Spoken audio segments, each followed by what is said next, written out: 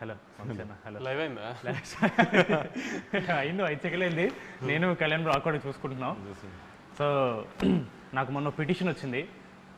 చాలామందికి తెలుగు రాష్ట్రాల్లో చాలా క్వశ్చన్స్ ఉన్నాయంట మిమ్మల్ని అడగడానికి. అది వాళ్ళకి ధైర్యం సరిపోక మ్యాట్కి పంపిస్తే మనోజ్ అశోక్ని మాట్లాడాను. వాళ్ళు మాకు ధైర్యం లేదు మామ, నువ్వే చేసుకొని నన్ను పంపించారు. సో ఈ క్వశ్చన్స్ నావి కాదన్నా, అడిగేది మాత్రం నేనే. నాకు ఈ క్వశ్చన్ సంబంధం లేదు. ఫస్ట్ క్వశ్చన్, అసలు మీకు మీడియా మీద ఎందుకన్నా కోపం అని ఉంది? మీడియా మీద కోపం ఏం లేదే. ఇప్పుడు అంటే మీడియాతో ఇప్పుడు నా Q&A సెషన్స్ కానీ నా ఇంటరాక్షన్స్ అన్నీ ఫన్ టోన్లోనే అవుతాయి. ఇప్పుడు వాళ్ళు ఏదన్నా ఎటకారంగా అడిగితే నేను వాళ్ళు ఎటకారంగా చెప్తాను, అంతే తప్పితే మనకేముంటుంది మీడియాతో విరోధం. ఈ ఆన్సర్ని అలాగే ఉంచుతున్నా. నీకేమనిపిస్తుంది, వంశీలకి మీడియా అంటే కోపం ఉందా లేదా? లేదనిపిస్తుంది. అంటే కొంచెం వాళ్ళతో ఆడుకోవడం ఇష్టం లేదు అని చెప్పకపోతే నెక్స్ట్ వీక్ సితారో సినిమా లేదు, అదే కదా? అట్లే లేదు. లేదు మామ, అంటే కొన్నిసార్లు మీడియాని అప్రిషియేట్ చేసిన కానీ అట్లాంటివి కూడా ఉన్నాయి. బట్ కానీ ఎక్కువ తిట్టినట్టే ఉంటుంది అన్న. తిట్టినట్టే ఉంటుంది అంటే ఇప్పుడు వాళ్ళు అడిగిన క్వశ్చన్ కదా మనం ఆన్సర్ సమాధానం చెప్తాం. ఇప్పుడు వాళ్ళు ప్రేమగా క్వశ్చన్ అడిగితే మనం ప్రేమగానే సమాధానం చెప్తాం. వాళ్ళు ఏదన్నా వెరైటీగా అడిగారు అనుకో, మనం అలా వెరైటీగా చెప్పకపోతే అనవసరంగా మనం వాళ్ళకి దొరికినట్టు అవుతుంది. ఇది నా క్వశ్చన్ కూడా అన్న, చాలా పర్సనల్ ఇంట్రెస్ట్ ఉంది. మొన్న బోనీ బాబాయ్తో ఏదో ఇన్సిడెంట్ ఒకటి జరిగింది. ఒక ఇంటర్వ్యూలో మీరు ఆయన్ని ఇలా డిస్రెస్పెక్ట్ఫుల్గా మాడారని ఇలా చాలామంది చెప్తున్నారు. అసలు అక్కడ ఏం జరిగింది?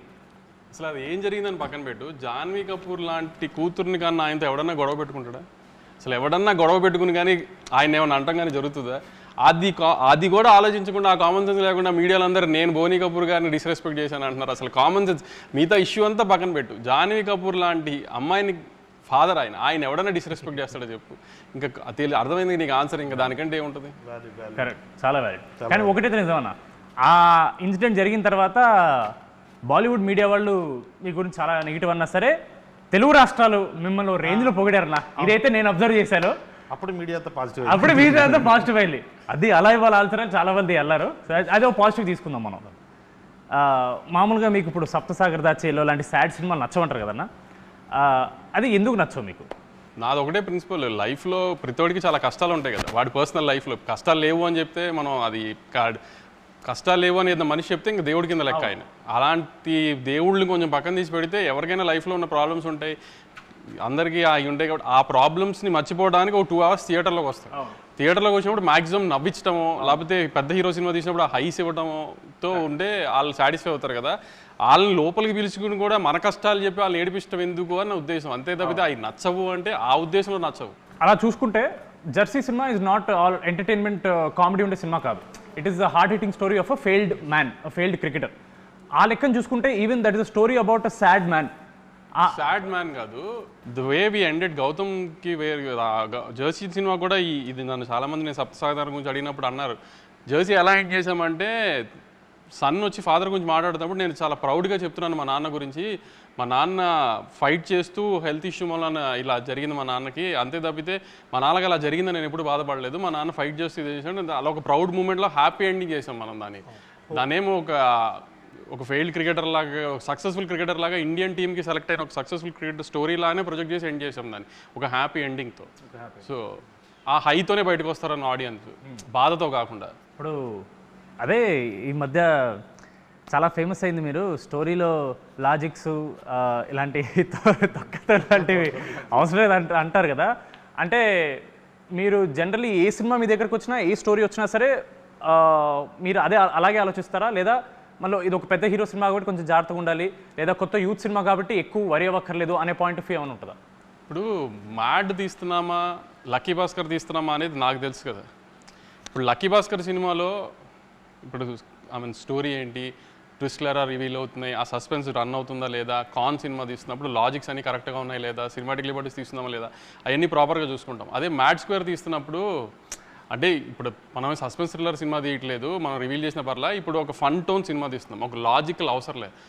ఇప్పుడు ముగ్గురు కుర్రోళ్ళు నవ్వించారా లేదా అనేది ప్రయారిటీ మనం ఆ సినిమా తీస్తుంది దానికి. ఇప్పుడు ఈ సినిమాలో కూడా ముగ్గురు ఇంజనీరింగ్, ఇప్పుడు నేను ఇంజనీరింగ్ చదువుకుని బాగుపడింది ఏం లేదు, ఇంజనీరింగ్ సంబంధించిన ఉద్యోగం నేను పెద్ద చేసింది ఏం లేదు.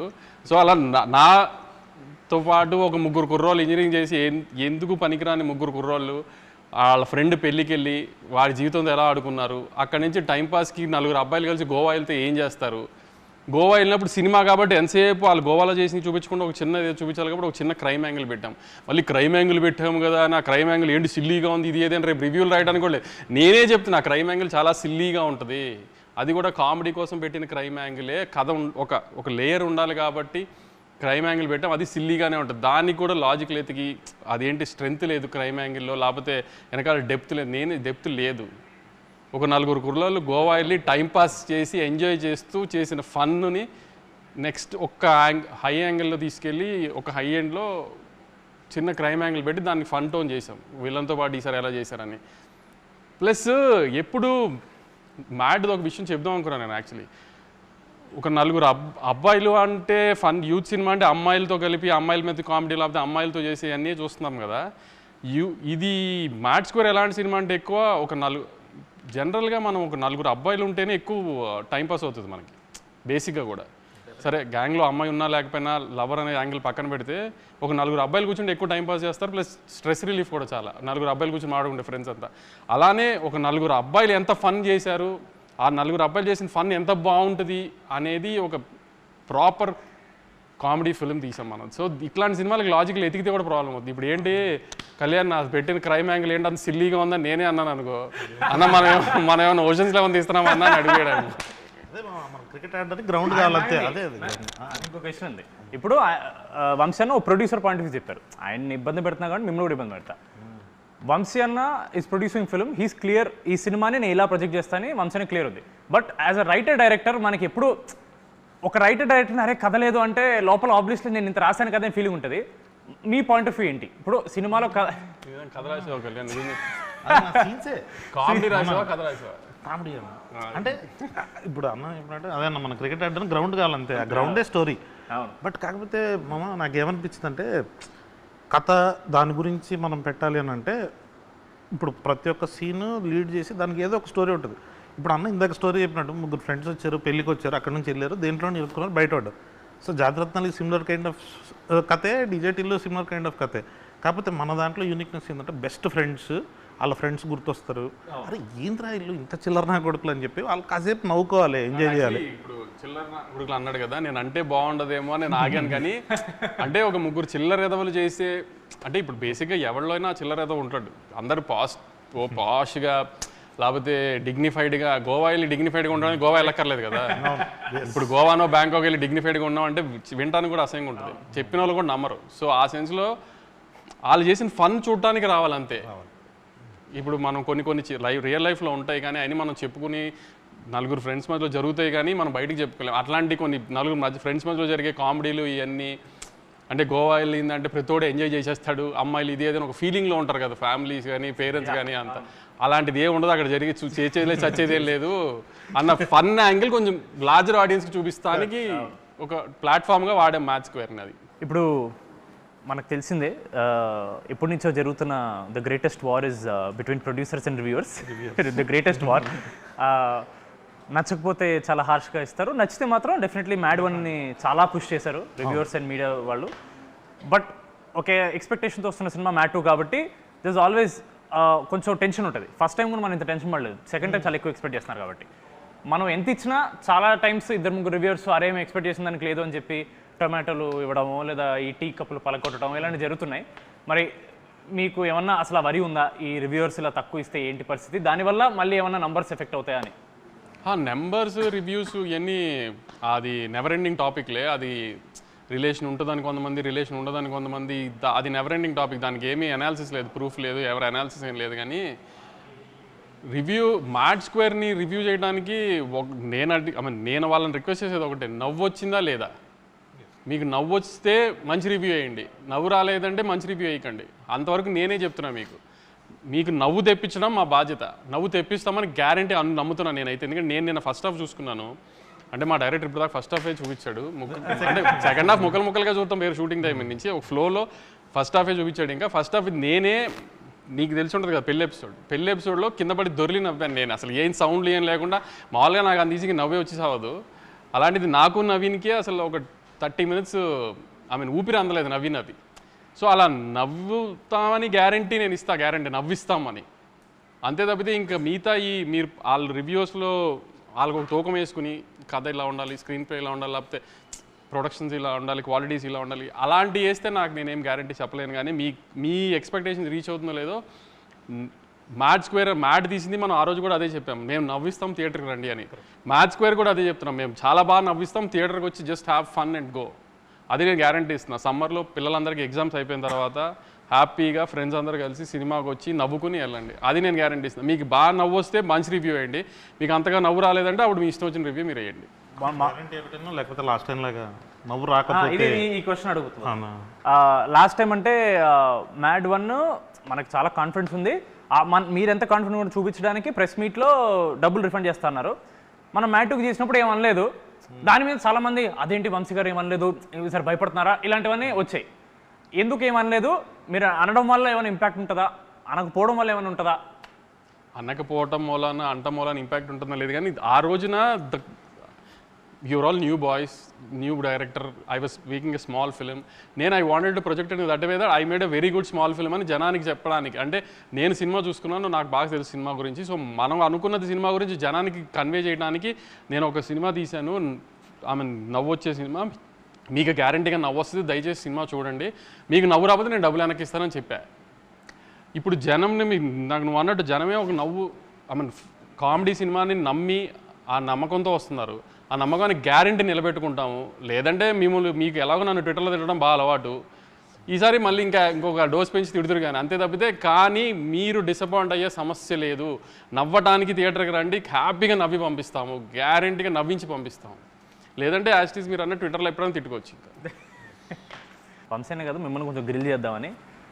మామూలుగా బయట మన ప్రెస్ మీట్ చూసినా చాలామంది ఇలా టాక్ ఉంది, కళ్యాణ్ శంకర్ కాంపౌండ్ అంటే సితారానే, దాన్ని బయట సినిమాలు చేయడు అని బయట టాక్ వస్తుంది. దానికి మీ రిప్లై? బయట మాట్లాడదామా? లేదు, అన్నతో కంఫర్ట్గా ఉంటుంది, ఏది కావాలంటే అది ఇచ్చేస్తాడు, చేసుకోమంటాడు, తర్వాత తిడతాను మళ్ళీ. సో కాన్ఫిడెంట్గా చెప్పేసి అన్నను అడుగుతా.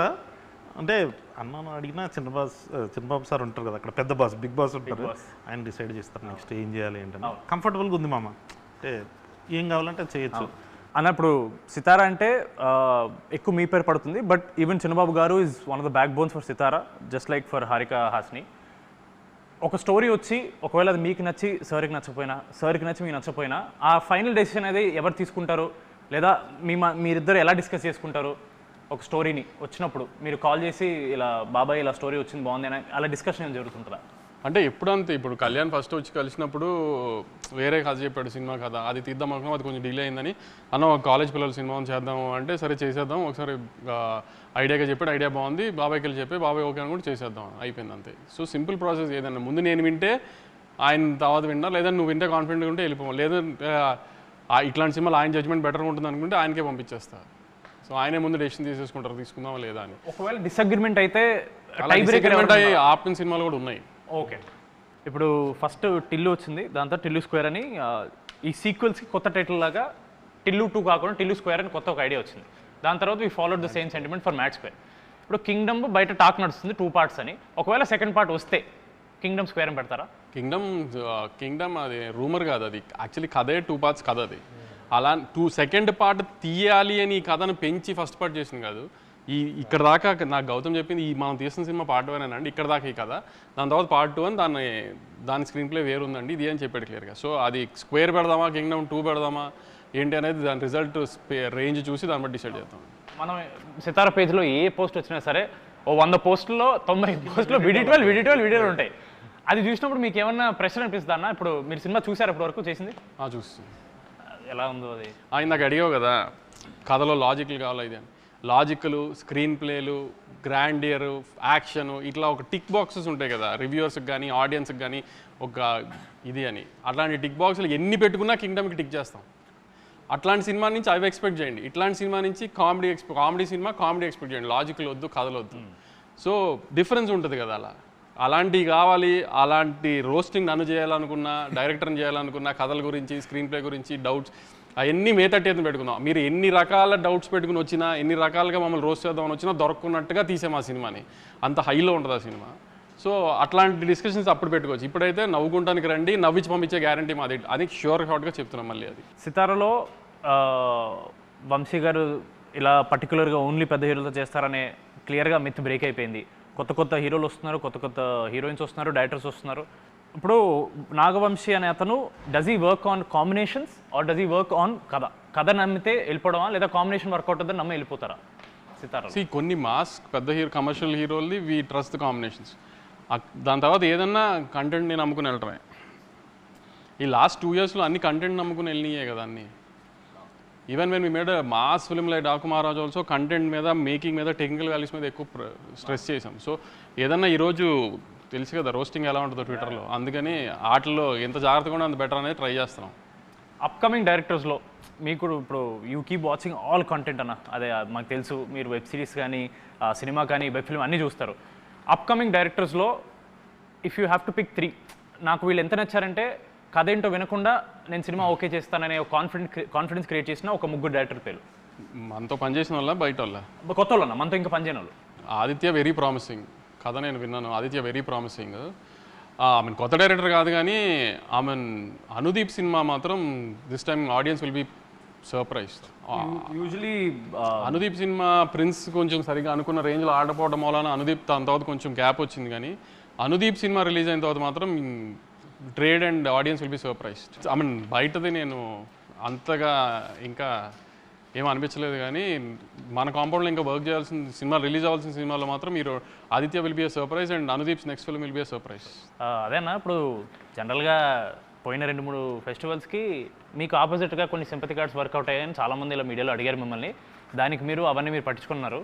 బట్ ఏమన్నా మనం కంపారిటివ్లీ మనది ఆబ్వియస్లీ అంత పెద్ద సినిమా కాదు, వేరే సినిమాలకు కంపేర్ చేస్తే మనం ఏమైనా అలా సింపతి కార్డ్ ఏమైనా వాడుకోవచ్చు? అంటే ఈసారి యాక్చువల్లీ నేను అనుకున్నా ఏదైనా సింపతి కార్డ్ ట్రై చేద్దామని.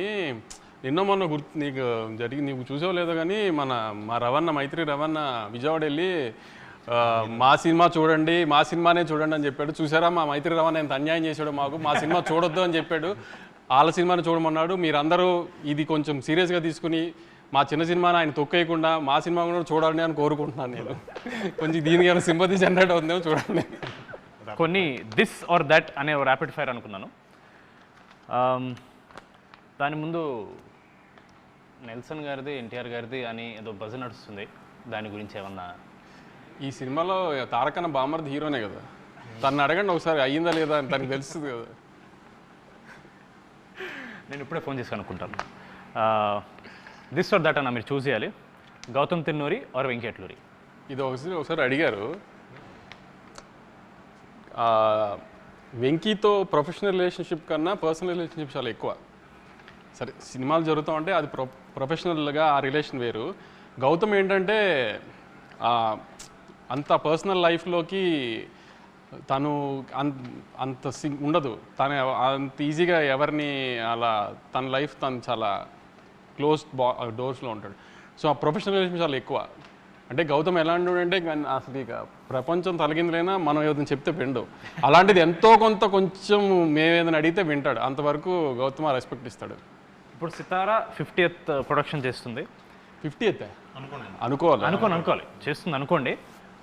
You have to choose only 1 hero, NTR గారా పవన్ కళ్యాణ్ గారా? ఇంకా కళ్యాణ్ గారు నెక్స్ట్ పెద్ద పెద్ద పొజిషన్స్కి పాలిటిక్స్లో వెళ్ళాలని కోరుకోవాలి, కానీ మనం ఆయనతో సినిమా చేయాలని కోరుకోకూడదు. ఆయన మనకి రాష్ట్రానికి ఏం చేస్తారు, నెక్స్ట్ దేశానికి ఏం చేస్తారని కోరుకోవాలి మనం. ఆయన ఆ పొజిషన్కి వెళ్ళిపోయారు కాబట్టి 50th సినిమా అంటూ సితారాలో మనం యాజ్ ఎర్లీ యాజ్ పాసిబుల్ జరిగితే అది ఎప్పుడైనా తారకన్నే అని కోరుకుంటాను. చాలా చాకచక్యంగా కవర్స్ మించి ఒక డ్రైవ్ కొట్టిన నాగవంశీ గారు చాలా బాగా ఎస్కేప్ అయ్యారు ఆన్సర్, సేఫ్ ఆన్సర్ చెప్పి.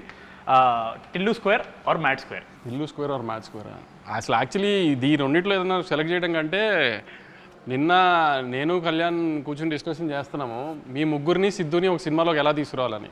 అది టిల్లు క్యూబ్ చేద్దామా, మ్యాట్ 3 చేద్దామా ఏంటి అనేది డిస్కషన్లో ఉంది. అది సో ఈ 2 కాదు, వస్తే అది Siddhu Jonnalagadda or Naveen Polishetty? Siddhu. Why not Naveen Polishetty? Siddhu is our boy, Naveen is our hero. There is a lot of difference. Mad బాయ్స్లో మీ ఫేవరెట్? మ్యాడ్ బాయ్స్లో నా ఫేవరెట్ కళ్యాణ్. అయ్యో మళ్ళీ చాకచక్యంగా కవర్స్ మించి ఒక డ్రైవ్. ముగ్గురులో MAD మనోజ్, అశోక్, దామోదర్ నితిన్, రామ్, సంగీత్ ఈ ముగ్గురు మీ ఫేవరెట్? రామ్ నితిన్. కనీసం చేశారు కూడా ఏది? అన్నీ పిక్ చేశారు ఇప్పుడు కదా, అది నీ చాయిసే కదా. సంగీత్ నేను నితిన్ బ్రో. నితిన్ బ్రో మీరు అడిగి హారిక గారు చెప్పారు నాకు. తర్వాత వంశాన్ని మాట్లాడి అవును కలుద్దామని చెప్పేసి అంటే నితిన్ మామ చేస్తాడని అనుకుంటున్నాను. ఇప్పుడు నేను నారాయణ నితిన్ అంటే తారకన్న కోసం అన్నాను అంటారు. నేనున్నాను కూడా ఇక్కడ ముందున్నాను అంటారు. అలా వైకుంఠపురం ఆర్ అరవింద్ సమేత? అలా వైకుంఠపురం అరవింద్ సమేత అంటే నా కూతురా మా అమ్మని అడిగినట్టు ఉంది నాకు. అలాంటి వాటికి ఆన్సర్స్ ఏం లేవు. ఇది పర్లేదు, మీరు ఆన్సర్ చెప్పొచ్చు. పుష్ప 2 ఆర్ బాహుబలి 2? ఇది కూడా టఫ్ క్వశ్చన్. టఫ్ క్వశ్చన్ అంటే ఏం లేదు, అలానేం లేదు. పుష్ప 2 వి రూటెడ్ ఫర్ పుష్ప 2 ఎక్కువ, ఎందుకంటే ఇండియాలో కైండ్ ఆఫ్ ఇది అది అని. బాహుబలి టైంకి మనకింత సోషల్ మీడియా ఇది లేదు, సో మనం దాని ఎఫెక్ట్ తర్వాత రాజమౌళి గారు వేసిన ప్లాట్ఫామ్ అంతా తర్వాత అందరం ఎంజాయ్ చేస్తున్నాం, కానీ అప్పుడు అంత ఇది లేదు. కానీ we rooted for Pushpa 2 lot. Pushpa 2 హిందీలో బాగా చేయాలి, సో ఐ మీన్ వాళ్ళ పెద్ద పెద్ద హీరోలు చేసిన రికార్డ్స్ అని బ్రేక్ చేయాలని we all rooted for it. కాబట్టి ఎంతో కొంచెం పుష్ప మీద ప్రేమ ఎక్కువ. ఇంటర్వ్యూ ముగించే ముందు ఇప్పుడు అడిగినవన్నీ బయట వాళ్ళ క్వశ్చన్స్. ఇప్పుడు చాలా మందికి నాగవంశి గారు పర్సనల్ గురించి ఎక్కువ తెలియదు. మన పాడ్కాస్ట్ చేసినా సరే చాలా వరకు అక్కడ కూడా మంచి వాల్స్ కట్టేసి మీకు కన్వీనియంట్ ఆన్సర్స్ కొన్ని ఇచ్చారు. ఇప్పుడు మ్యాడ్ అనేది complete youth film. First part మొత్తం కాలేజ్, చిచోరి పనులు, అమ్మాయిలు. మీ లైఫ్లో, మీ కాలేజ్ లైఫ్లో ఒక లవ్ స్టోరీ, చిచోరి పనులు ఏమన్నా ఉన్నాయా? చివరి పనులు అంటే ఏం లేదు, చెప్పాను కదా, పెద్ద చదివింది ఏం లేదు కాలేజ్లో కూడా. ఆ 60% 65% రావడానికి టైం పట్టింది చాలా. ప్లస్ గొడవలు అంటే ఎప్పుడు ఫస్ట్ నా పేరే ఉండేది. ఐ మీన్ అవుట్ స్పోకన్ అని ప్రిన్సిపల్ దగ్గరికి వెళ్ళాలన్నా ఏదైనా పర్మిషన్లకి అన్నిటికీ నన్నే వాడేవారు. ఇంకా ఇంజనీరింగ్ కాలేజీలో అంటే అమ్మాయిలు ఇవన్నీ ఉంటుంది కదా, జూనియర్లు అమ్మాయిలు బాగుంటారని ఇది అని అదని ఇవన్నీ జరుగుతూనే ఉండేవి. లవ్ స్టోరీలు అంటూ పెద్ద. నాని అన్న మీరు ఒకే కాలేజ్, స్కూల్ ఒకటే స్కూల్ చదివారు. మీ ఇద్దరు ఎప్పుడన్నా చిల్లారన్నా స్కూల్ ఏజ్? లేదు లేదు లేదు అసలు. మీకు ఆయనతో ఏం మెమరీ లేదు స్కూల్లో? పెద్ద లేదు మెమరీ. మీకు తెలుసా అన్న? నాని సెక్షనే ఇద్దరము, అంటే పెద్ద మెమరీస్ ఏముంటాయి స్కూల్లో చదువుకునేప్పుడు. సో మ్యాడ్కి థియేటర్కి వచ్చినప్పుడు ఏం ఎక్స్పెక్ట్ చేయాలి అని ఒక final words? We promise we deliver, అంతే. అన్నది ఏమంటే మేము కామెడీని ఇస్తామని ప్రామిస్ చేస్తున్నాం. కామెడీ రాకపోతే అప్పుడు మాట్లాడదాం కంపల్సరీ. కామెడీ రాకపోతే మాట్లాడేది లేదు, కామెడీ వస్తుంది డెఫినెట్గా. కామెడీ వస్తుంది, ఆ కామెడీని నవ్వటానికి మాత్రమే రండి. మళ్ళీ అదే చెప్తున్నాను. చిన్న క్రైమ్ యాంగిల్ ఉంటుంది సినిమాలో, ఏంటి క్రైమ్ యాంగిల్ ఇంత సిల్లీగా ఉందని నేనే చెప్తున్నా. క్రైమ్ యాంగిల్ సిల్లీగానే ఉంటుంది, అది సిల్లీగా ఉండి మీరు నవ్వుకోవాలని అలా పెట్టాము. దానికి లాజికల్గా సీరియస్ టోన్లో పెట్టలేదు. ఇప్పుడు మనం ఏమీ రక్త చరిత్ర లాంటి తీయట్లేదు క్రైమ్ యాంగిల్ సీరియస్గా పెట్టడానికి. సో మనం సిల్లీగా ఉండాలని ఆ సిల్లీ క్రైమ్ యాంగిలే పెట్టాము. అది సిల్లీగా ఉంటుంది అని, అంత సిల్లీగా ఉంది అంటారని కూడా నవ్వుకుంటారు కూడా. ఎందుకంటే మధ్యలో ఇండియానికి ఎవరు కనుక్కున్నారు, అమెరికాని ఎవరు కనుక్కున్నారు అని కూడా చెప్పాడు మొత్తానికి. సో అలాంటి చిన్న సిల్లీవి కూడా ఉన్నాయి, అవన్నీ చూసి నవ్వుకోండి అంతే. లాజిక్లు ఎతకండి, మీరు నవ్వించే గ్యారంటీ మాది. దయచేసి థియేటర్స్కి వచ్చి నవ్వుకోండి సమ్మర్లో. జనాలు ఎవరు నవ్వుకుంటారు. డెఫినెట్లీ రివ్యూర్స్లో ఎవరో ఒకరికి మన సినిమా నచ్చదు, వాళ్ళు ఏదో ట్వీట్ మన సినిమా బాగాలేదని ఏదో పెడతారు. సినిమా రిలీజ్ అయ్యి సక్సెస్ మీట్ తర్వాత మళ్ళీ ఒక ఇంటర్వ్యూ పెట్టుకుని వాళ్ళ ట్వీట్స్ని మనం రివ్యూ చేద్దాం, మనం డైసెక్ట్ చేద్దాం. అప్పటి వరకు March 28 mad square only in theatres. మీరు ఒకసారి చెప్పండి. March 28 mad square. ఇప్పుడు దాకా నేను అదేగా చెప్తాను. ఏంటి చెప్పండి ఒకసారి. March 28న మ్యాడ్ స్క్వేర్ తప్పకుండా థియేటర్లో చూడండి. మా మైత్రి రవి గారు చెప్పినట్టు ఓన్లీ రాబిన్ హుడ్ చూడకుండా మా సినిమా కూడా చూసి మా మీద చిన్న పిల్లలతో ఏదో సినిమా తీసాం, మా మీద జాలి చూపిస్తారని కోరుకుంటున్నాను. Thank you.